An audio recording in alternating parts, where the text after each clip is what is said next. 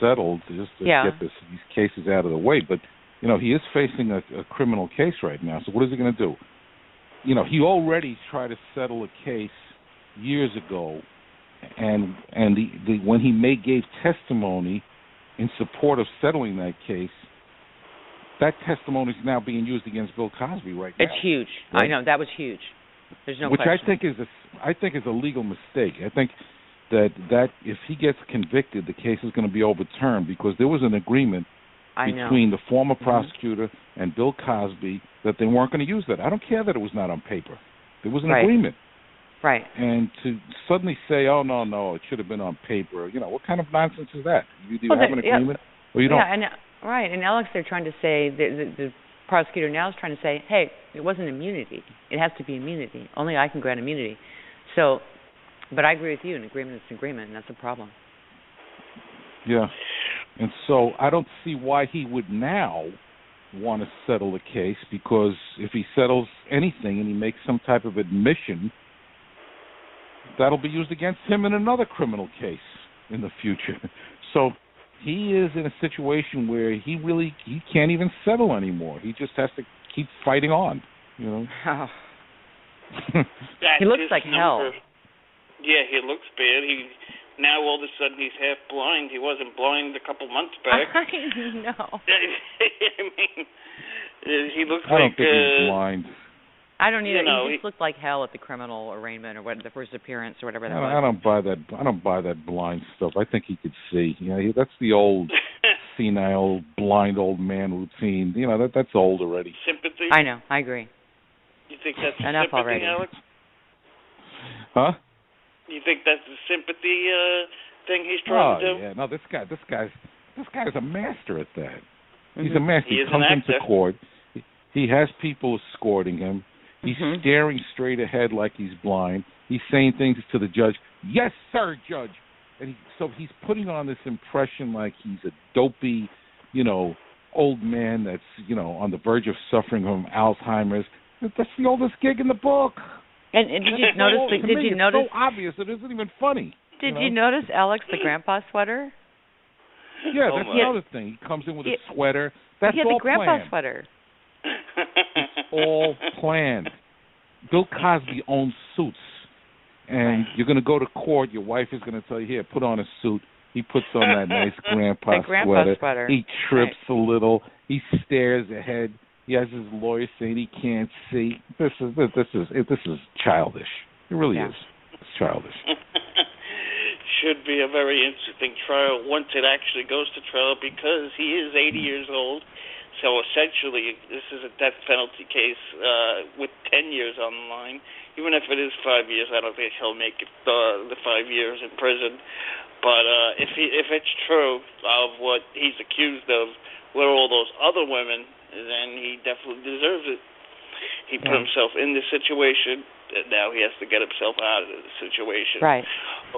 Okay, let's talk about the final story of the Michigan shooting. We'll talk about that and come back on the other side. New developments in that Michigan rampage.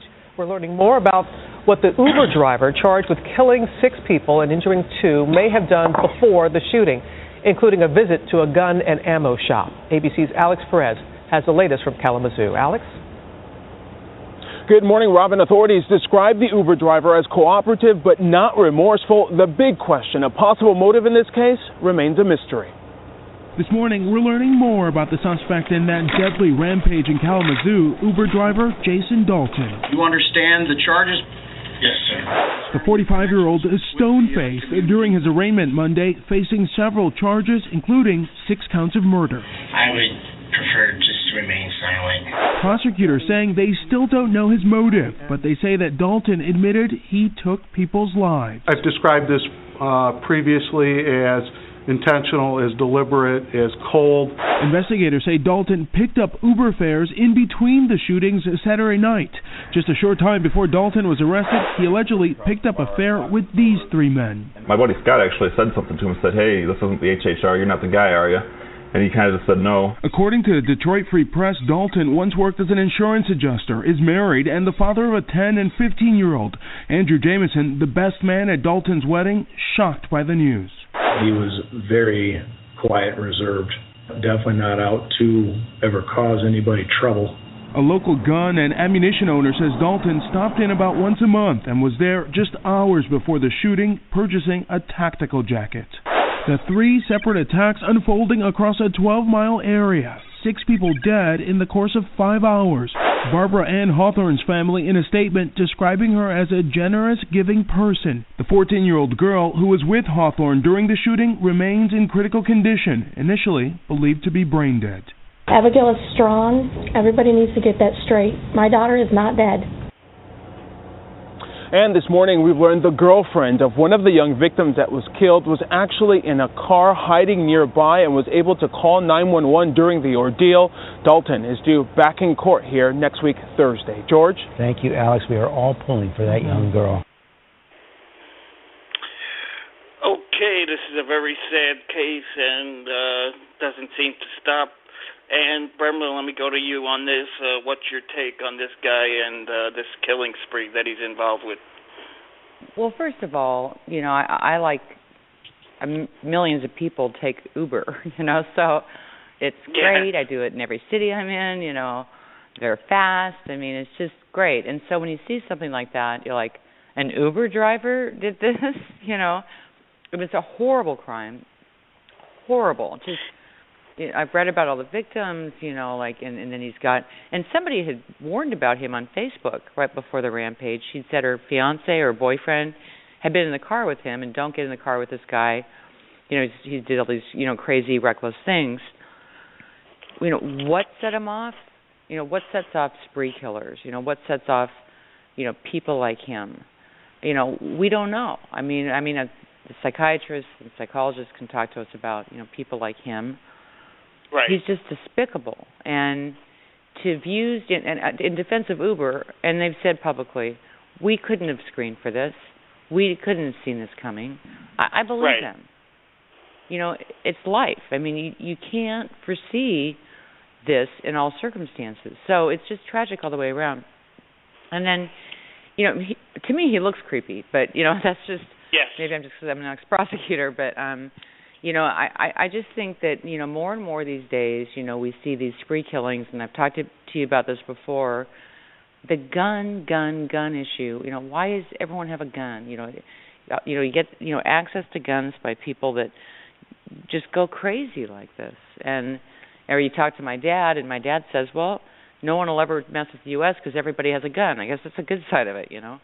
But the fact is, you put, you know, guns in the hands of people like this, and he just did a horrible, horrible thing. I'm so glad that they were getting ready, I think, to harvest the organs of that one girl. You know, she was alive. Amazing. Yeah. She squeezed her mom's hand. What a miracle. I guess a little blessing in this tragedy. Yeah. Yes, Alex Sanchez, weigh in. You know, Uber's, you know, I'd like to know if Uber does have any type of screening procedures. You know, I just got a report today. My daughter, she said that she works in Brooklyn, New York. She just got into a Uber cab. This happened today. She got into an Uber cab, and all of a sudden, the Uber cab starts making aggressive, sexual, unsolicited remarks that frightened her. Oh, my God. Yeah. Really? And yeah, she became very frightened and alarmed. And I, you know, when I heard this story, I was shocked at this. She waited till the car stopped at a red light and jumped out of the car. That's girl. what my daughter had to do, and that was tonight. You know, so you know, Uber doesn't have a very favorable reputation, at least in my mind.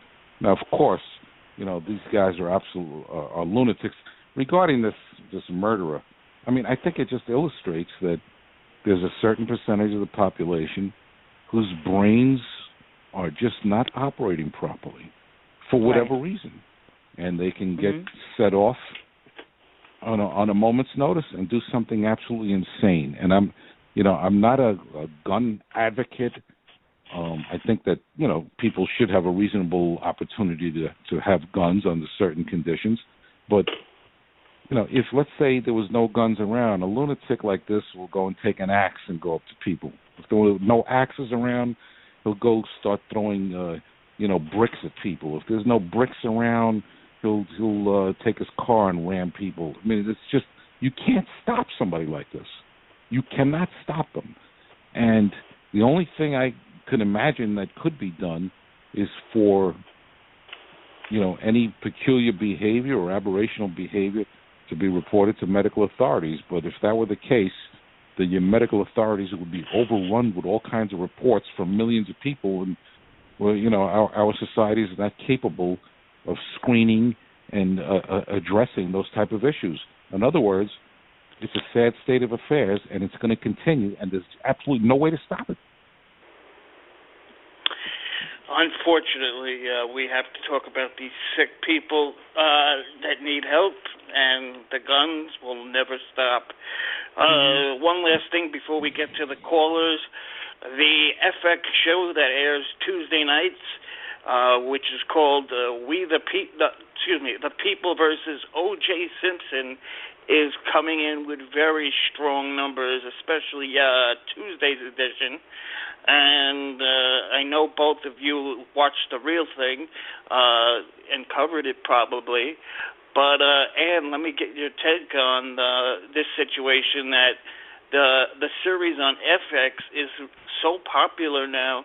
People are talking about it. It's like almost like a new reality show of what happened in the 90s.